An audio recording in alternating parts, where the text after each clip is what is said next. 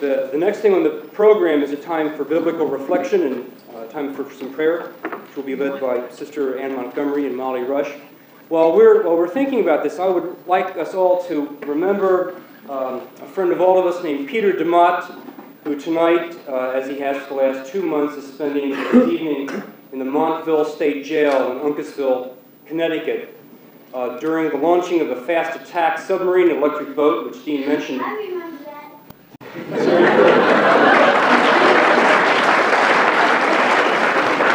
Peter was able to get inside, where he noticed that there was an electric boat supply van that was unlocked and had the keys in the ignition.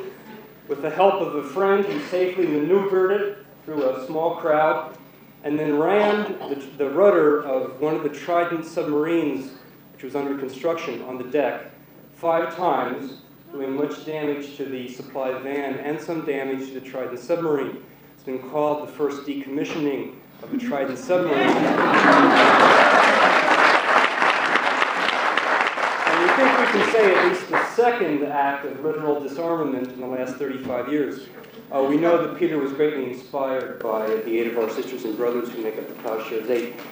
Peter was found guilty in all 3 counts 2 weeks ago and will be sentenced the first week in March. So as Anne and Molly lead us, I hope that we would keep Peter in mind also.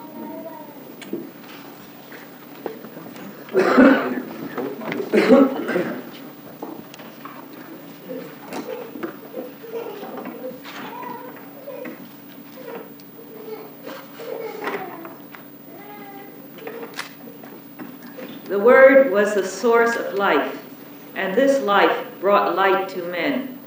The light shines in the darkness, and the darkness has never put it out.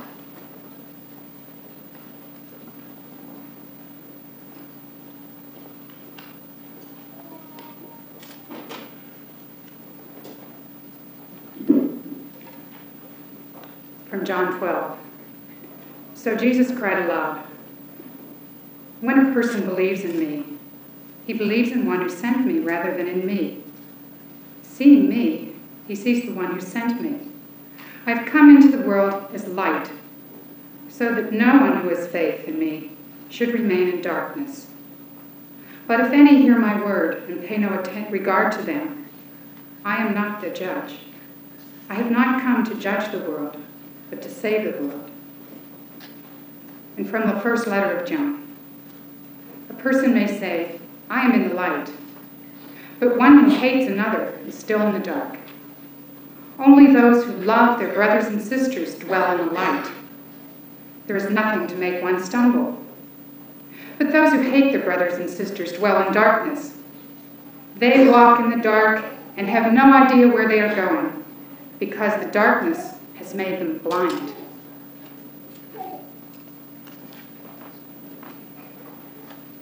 And at the end of Jesus' life, there was a garden in that place, and Jesus and his disciples went in.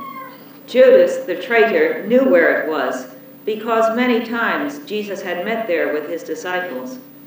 So Judas went to the garden, taking with him a group of soldiers and some temple guards sent by the chief priests and the Pharisees. They were armed and carried lanterns and torches. I think the whole Gospel of St. John really is about the theme of light and darkness. But what struck me in reflecting on it this time was that we find it has become very concrete by the time Jesus goes to the garden and is arrested. At the beginning, we hear about the Word, about life, about light.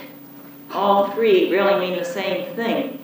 At the end, we find Jesus, the light of the world, in the garden of this earth, being arrested in the dark by men who had been conquered by darkness.